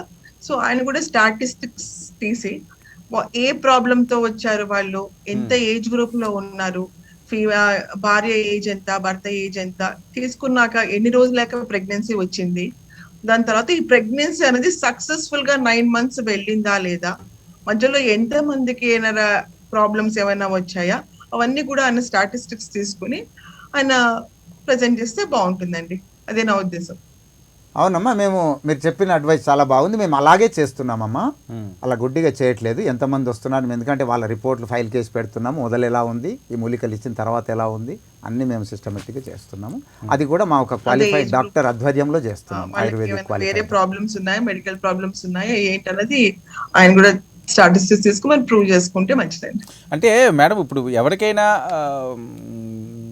హెల్త్ పరంగా ఏమైనా ఇష్యూస్ ఉంటే అది స్కాన్ ద్వారా తెలుస్తుంది, లేకపోతే ఇప్పుడు తెలుసుకుంటే పరిస్థితి అయితే లేదు.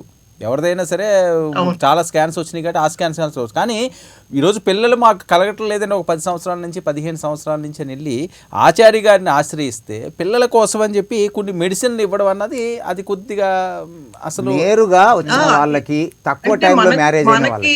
ఇప్పుడు మా ఎల్లోపతి డాక్టర్స్ కి ఐడియా ఉంటుంది ఆయన అంటే టోటల్ గా ఆయుర్వేదిక్ డ్రగ్స్ ఏం యూజ్ చేస్తారు, అందులో ఆయన ఏ మూలికలు యూజ్ చేస్తారు, కాదు మేడం. ఇప్పుడు ఎవరైనా మీరైనా ఒక ట్రీట్మెంట్ ఇవ్వాలి అనుకున్నారనుకోండి, ముందు టెస్టులు చేస్తారు కదా, రిపోర్ట్స్ రావాలి కదా, రిపోర్ట్స్ ఆధారంగానే చేస్తారు. ఇక్కడ వితౌట్ రిపోర్ట్ కదా, మాకు పిల్లలు లేరు అంతే. వితౌట్ రిపోర్ట్ మేము అనలేదే. ఎలా వస్తుంది? ఎలా ఇస్తారు? మేమే చెప్తామే, డౌట్స్ వచ్చినప్పుడు మీరు థైరాయిడ్ టెస్ట్ చేసుకోవాలి, డౌట్ వస్తుందని చెప్తాము. మీరు రిపోర్ట్స్ చెప్పాను కదా, ఫైల్ కేసు పెట్టి దీనికి లింక్ ఉంటుంది. మళ్ళీ టెస్ట్లన్నీ అల్లోపతి చేసుకోవడంలో తప్పేముంది? కాదండి, అల్లోపతి కౌంట్ ఉందండి, సంతానం అవ్వట్లేదంటే మీకు తెలుసు భార్యాభర్తలు ఏదో లోపం ఉందన్నది. లోపం కొరకు గనక వాళ్ళు టెస్ట్లన్నీ అల్లోపతి. మేము అగేన్స్ట్ కాదు కదా. ఇప్పుడు 2 ట్యూబులు బ్లాక్ అయిపోయినాయి, మార్గమే లేదు. మేమే చెప్తాం ఐవీఎఫ్కి వెళ్ళరా బాబు, నీకు ఇంకో మార్గం లేదని. మేము దాని శత్రువులైతే ఎక్కడ అవసరమో, ఏవైతే మూలికలతో పాసిబుల్ ఉన్నాయో. ట్యూబల్ బ్లాక్ ఉంటే ఐవీఎఫ్ వెళ్ళమని మరి మీరే చెప్తున్నారు. మరి ఏమని చెప్పాలమ్మా మేము? ట్యూబల్ బ్లాక్ ఉంటే మంత్రం చదువుకుంటే అని చెప్పుకుంటారా? నేను ఏమంటున్నాను, మూలికలతో ఏది పాసిబుల్ ఉందో అది చేస్తున్నాము, ఏది మూలికలతో పాసిబుల్ అది లేదని చెప్తున్నాము. చెప్పండి. ఏమున్న పాసిబిలిటీస్ 3 వినండి. ఎటువంటి వాళ్ళకి మీరు మూలికలతో చేయగలరు? ఎవరికైతే ఈ సిస్ట్ కానివ్వండి, థైరాయిడ్ కానివ్వండి, లేకపోతే మిగతా హార్మోనల్ ఇంబ్యాలెన్స్ కానివ్వండి, ఇవి మా మూలికల ద్వారా మంచిగా బ్యాలెన్స్ అవుతున్నాయి. అవునా? ఇటు స్పర్మ్ కౌంట్ తక్కువ ఉంది కదా, ఆ తక్కువ ఉన్న వాళ్ళకి కానీ, మోటిలిటీ తక్కువ ఉన్న వాళ్ళకి కానీ, ఇంకా ఏదైనా ఇన్ఫెక్షన్ ఉన్న వాళ్ళకి కానీ మేము మా మూలికల ద్వారా అతి తక్కువ ఖర్చుతో అతి తక్కువ టైంలో without side effect 3 conditions simple conclude చేశారు. Time up. ఇక్కడ ఏంటంటే మనకి సత్యవీర్ గారు కూడా ఒప్పుకుంటున్నది ఏంటంటే, టెస్టులు అన్నీ కూడా మనం ఈ రకంగా చేస్తాం. ఆయుర్వేదంలో ఏ విధమైన టెస్టులు ఎలా చేయాలి డీప్గా అనేది అక్కడ ఏమి రాయసలేదు. ఈ వాడితే వస్తుంది, అది ఆ వాడితే వస్తుంది అనేది ఓకే. ఇక్కడ ఏంటంటే ఒకటే గుర్తుంచుకోవాలి, సైన్స్ విషయంలో అది మూలికలైనా, పువ్వులైనా, లేకపోతే ఏదైనా నూరినా, ఇటువంటివన్నీ కూడా దాంట్లో ఉండే కెమికల్స్, దాని యొక్క ఇంపార్టెన్స్ దీనికి ఉపయోగపడుతుంది అని ఆ రోజుల్లో కొంత వర్క్ చేశారు. అందులో అనుమానమే లేదు. ఆ రకంగా చేయడం మనం సమర్థిస్తున్నాం. కానీ ఈరోజు ఇంకా రిఫైన్డ్ నాలెడ్జ్, రిఫైన్డ్ ఇన్స్ట్రుమెంట్స్ రకరకాలు వచ్చినప్పుడు పరిశోధన అనేది ఇంకా క్లారిటీ వస్తుంది. క్లారిటీ వస్తున్నప్పుడు ఇప్పటికీ కూడా అప్పుడు రాసిందే వ్యాలిడ్ అనేది చెప్పడం అనేది అది ఎవరిది అంటున్నా. నేను ఎవరిది, ఆయుర్వేదం అయినా కావచ్చు, అలోపతి అయినా కావచ్చు, హోమియోపతి అయినా కావచ్చు, పద్మావతి గారు ఎస్టాబ్లిష్ కావాలి. అది ఇంకొక విషయం చెప్పదలుచుకున్నాను. ఈయన ఆచార్య గారు అంటున్నారు చాలా తిరిగి వస్తారు మా దగ్గరికి అని. ఇప్పుడు ఏమవుతుందంటే ఇన్ఫర్టిలిటీ ట్రీట్మెంట్స్ లో వాళ్ళు చాలా రోజులు ట్రీట్మెంట్, చాలా నెలల ట్రీట్మెంట్, ఒక్కొక్కసారి సంవత్సరం పైన కూడా ట్రీట్మెంట్ తీసుకున్నాక ఆపేస్తాం కొన్ని రోజులు ట్రీట్మెంట్ రెస్ట్ ఇవ్వడానికి ఓవరీస్ కి కానీ వాళ్ళకి ఆపేసినప్పుడు వాళ్ళకి రిబౌండ్ ఓవ్యులేషన్ అంటే ఎగ్ రిలీజ్ అనేది విపరీతంగా అవుతుంది అలాంటి పేషెంట్స్. అలాంటి పేషెంట్స్ మేము కూడా చూస్తూ ఉంటాం. వాళ్ళే ప్రెగ్నెన్సీ పాజిటివ్ తోటి వస్తూ ఉంటారు. బహుశా అది కూడా కోఇన్సిడెన్స్ అయి ఉండొచ్చని నేను అనుకుంటున్నాను. Right, okay. ఎవరి ఆలోచనలు, ఎవరి ట్రీట్మెంట్లు వాళ్ళకు ఉంటాయి, ఎవరి విజ్ఞానం వాళ్ళకు ఉంటుంది.